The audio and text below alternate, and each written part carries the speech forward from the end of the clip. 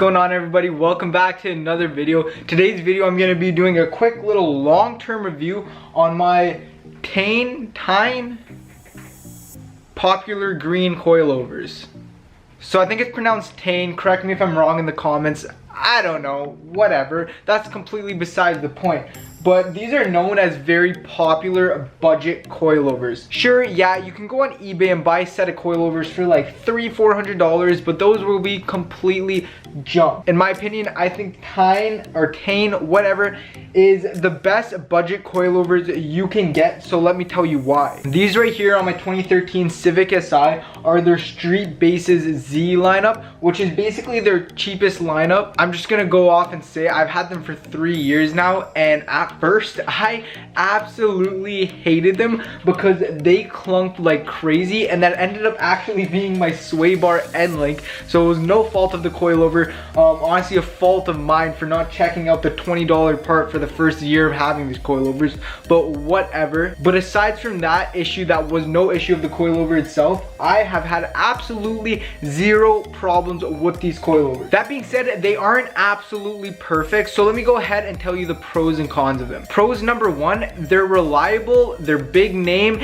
and they're pretty damn cheap. For what they are, to get into coilovers for like $600, depending on your car, $600 to $800 US, is pretty cheap for name brand coilovers. They ride well, they perform well, they lower your car, they give you a bunch of adjustability in the up and down sort of height range. But that being said, that brings me to one of the points that I don't like about these coilovers. They don't have dampening adjustability. So they actually use the OEM top hats. So if you don't have a spring compressor when you're installing these, it can get a little sketchy. I'll go ahead and throw up a little video right here of me and my boys taking off the OEM top hats to use on these. Is it off? It's fine. It's good. So as you can see, very sketchy. Go ahead and go get a spring compressor. Don't do it like me. Learn from my mistakes. Someone could have got seriously hurt there. Something could have got damaged. You never know what's gonna happen when you do stupid things like that. Like they say, play stupid games, win stupid prizes. And right there, we are very lucky we did not win a stupid prize. That being said, they don't have dampening adjustability, which can be kind of annoying, to be honest. If I want to go to the cottage, if I'm driving this car up to the cottage, that's a good 2.5 hour road trip. And sometimes I would like to soften it. They're not super stiff, but they're definitely stiffer than OEM. Sometimes I would like to soften it, and other times I would like to harden the dampening, but since I went for the cheaper version, you don't get those options, but you get what you pay for. At the end of the day, for the price point I paid for these, they're everything you want and more. You can't really expect the camber options, the adjustability options of the dampening and whatnot, and still maintain a good solid coilover set for that price point. It's just unrealistic. If you're getting those dampenings and adjustability for the camber, odds are the coilovers themselves are gonna be pretty crap. But honestly, these coilovers have served me very well. They drive great on the car. They drop my car to the exact height I want them, and there's still way more adjustability up and down. But this is just a quick long-term review, and for me, I've had them for 3 years. I've never had any experience on other coilovers, so take everything I said with a grain of salt, but for me, they have served me very well.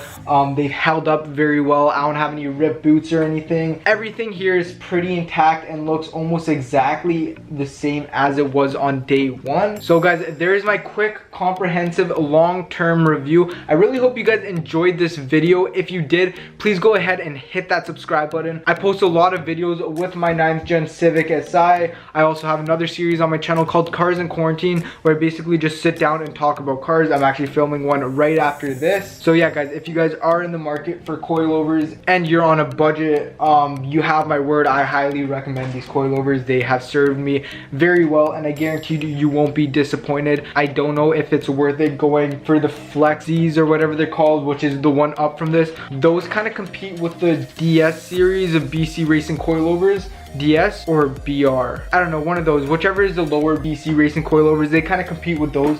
So I feel like BC might be the play in that situation. But if you're going for budget, you want the baseline coilovers, which is the Street Bases Z. I highly recommend these coilovers. Thank you guys so much for watching. Like I said, please be sure to hit that subscribe button. Leave a like down below if this was of any help for you. And leave a comment if you have any questions. I'd be more than happy to answer any one of your questions. Thank you guys so much for watching, and make sure you have yourself a great day.